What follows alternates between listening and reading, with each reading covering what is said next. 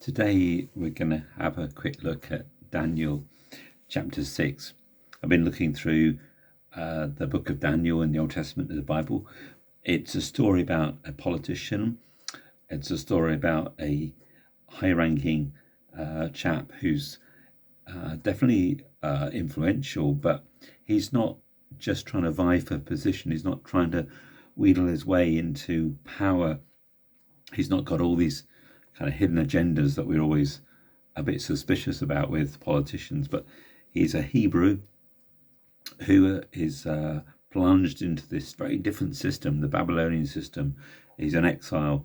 He and his friends, as young people, are highly intelligent, highly gifted, thrown into a very different culture, a very different environment, and they have to learn how to navigate that.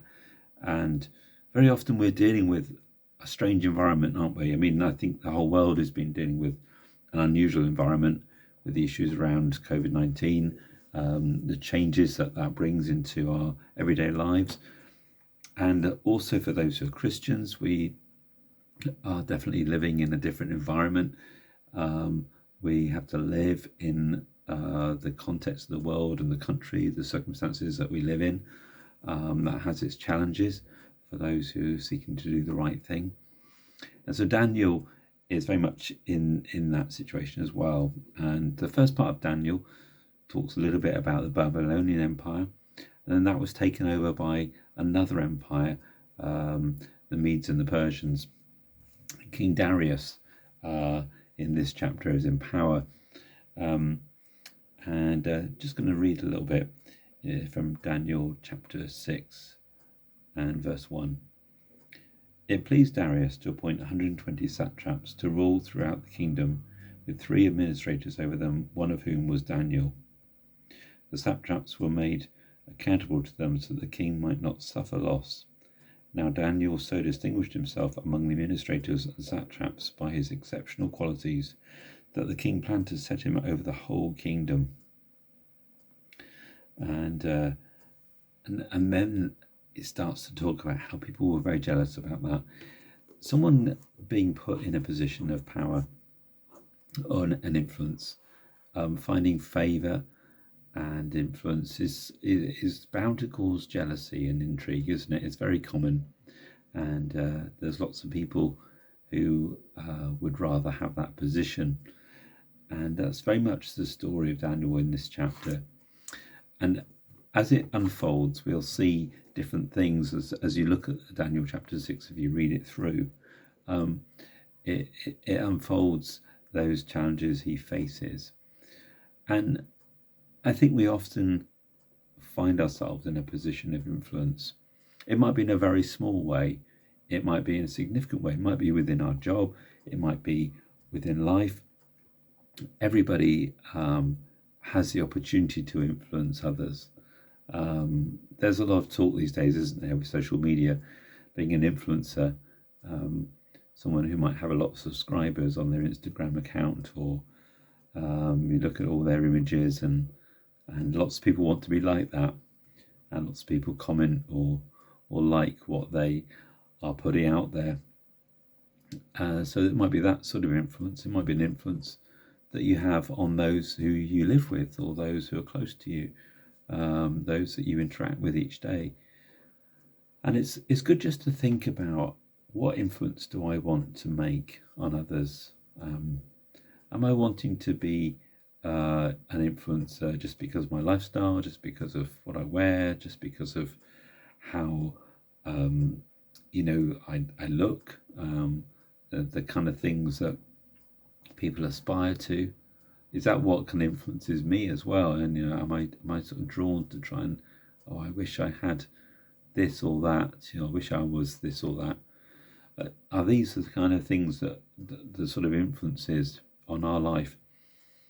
Or is there a character influence? And that might be a deeper, more difficult one for us. We might be struggling to say, am I a really good influence on people? I'd like to be. I suppose I ought to be. I'd like to think I am, but that's a much harder one, isn't it? It's not a straightforward one. And what I like about Daniel in this story. Daniel is somebody who has influence. My prayer today is that we would be influencers. Not that we have to try and strive and aim for it. I know it's so easy, isn't it, to sort of like strive for something, to achieve something that feels like we can impact others. It might be in whatever context that is, in a job situation, even as a Christian, you might be wanting to be some big influence on others, to make your mark. We all have that drive in us sometimes, don't we? But I pray that we have a deeper character influence, and I'm often wanting that, and then thinking at times, is that really been the case? Have I had an impact? Am I reflecting something? Is my life something that people would want to model their life on? What about the flaws? What about the weaknesses? What about the areas that are perhaps could really change still? We're all conscious of those things, perhaps. I mean, maybe you're not, but I think I am anyway. I'm sure a lot of people who watch this will be conscious of, well, I'd like to be a good influence, but I'm sure there are areas of my life that I struggle, I'm a little bit embarrassed about. And so Daniel distinguishes himself, and just by living out the qualities that he portrays, he lives them out. Those things speak for themselves. It's interesting how the king had planned to set him over the whole kingdom. That's pretty incredible. He was seen and known as somebody who could make a massive impact. He was seen as somebody who was reliable, a man of integrity. If you're going to give someone tremendous authority, that in a way that you can kind of entrust everything to them, and you think that sort of person, that's pretty amazing, isn't it? We see Joseph in Genesis, in the first book of the Bible, as a man who Pharaoh entrusts with so much, because he seems to really clearly get ideas from God. He knows what to do. He seems to have a plan. He seems to be thinking ahead with great clarity. And so my prayer is for us too, that we would know how to think ahead. We would know how to plan. We would have that trust, that security, that wisdom from God, because sometimes, situations are big, aren't they? Challenges are big. When you're talking about the direction of a city or a nation, when you're talking about the direction of a business or even a family, thinking ahead is a great challenge. And the bigger the area of responsibility, the more those decisions will impact many people in all sorts of ways in their personal lives. So I do really pray that God will give us great wisdom. And if you're watching this and you think, well, I don't have much influence, or I don't feel that people listen to me, or I seem to have any impact on anybody else, you'll be surprised. And I'm praying too that we would actually be able to impact others in a constructive way, that actually you and I would draw from God's strength and say, I can't do this in my own strength, but I'm asking Jesus to come and transform my life and do great things, change my heart, change my attitude, my character. If that can happen, and if I have wisdom, and if I have the character that's required to deliver change, then amazing stuff can happen. And it might not be popular, and I might not be the influencer that other people think that makes someone big or great or important or liked or popular in lots of ways. But if I can impact other people's lives, then that's the beginning. And God sees what matters. God sees the ways that really, really matter. God sees the things that we might impact and influence others on that nobody else will realise. And you never know what you say, or what you do, what you share, where that will go to. And I pray that for all of us, anybody who's watching this, anybody who interacts with this, they would be an impact and an influence in their small world. It might be just one person that makes them, you make a massive impact on, but that's the beginning, isn't it? It's not even necessarily about vast numbers. It's the impact that you really make on the world in which you're in. And that's because if we allow God to impact us and God to change us and to influence us, then that's the first step, isn't it? The second step is then how we love others, how we influence others in a really, really positive way. I'm just going to tell you a little story. And I heard this beautiful story. I was in tears this morning. It was about a couple.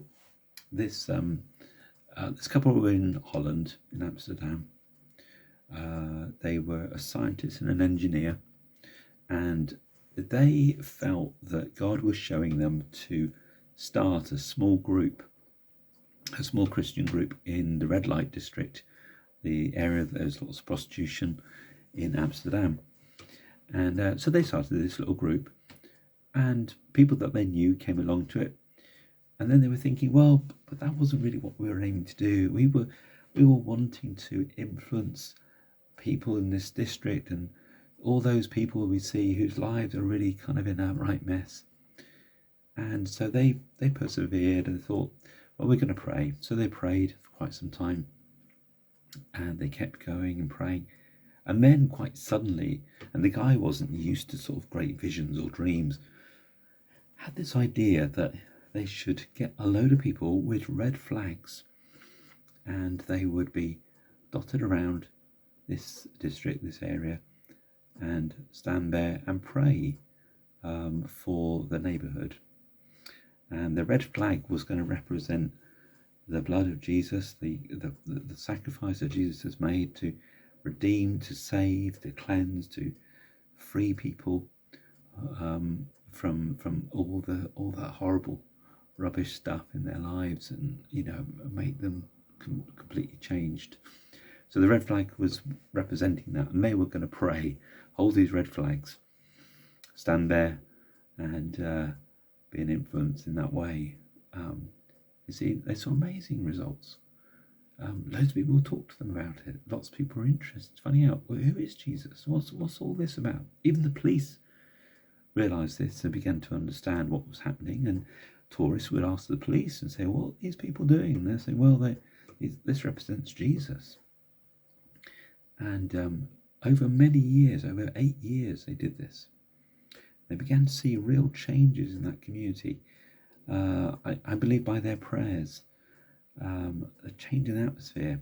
A lovely story the lady told about how she went to a Dutch colony in the Caribbean called Aruba, a Dutch territory. Sometime, I think possibly sometime afterwards, in a church. She spoke in this church. A young lady came up to her and said, I think I recognise you. Were you one of those people who used to carry the red flags and were around in Amsterdam? And the lady said, yeah, that was me. Me and my husband, we were the ones who started all that. And this girl said, well, you know what? You were standing there, and one day I saw you, and I was an atheist, and I was also very tormented in my mind, and I had all these suicidal thoughts. And I saw you one day, and then all these voices in my head went silent. I felt peaceful. So I always used to look out for you and the people with the red flags, because I always felt peaceful and everything felt calm in my heart around you.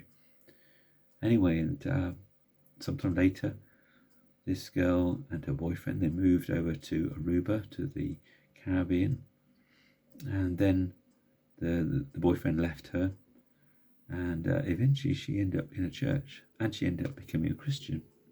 And it wasn't until this time later that she told this story to the lady, who wept and said, so many times we did this, and sometimes it was great. We had some amazing conversations with people. Other times we thought, we look so ridiculous doing this. I don't know why we're doing it, but anyway, we feel God told us to do it, so we're being obedient. We don't know what difference we're making. So you never know what influence you will make. And like Daniel, I pray that you will be an influence for good. I really pray for everybody watching this right now that your life will be an influence. You'll be somebody who has an impact. Whatever situation, whatever sphere of life you're in, whatever your circumstances right now, however small that might feel, however limited, however huge that might be. But you might be an important person with a lot of authority or power, or you might be somebody who is just sitting at home all day and wondering, what can I do to change the world? But may God change you in your heart and character, and as he does that, as you trust in him, may he then use you to be a blessing and influence on many.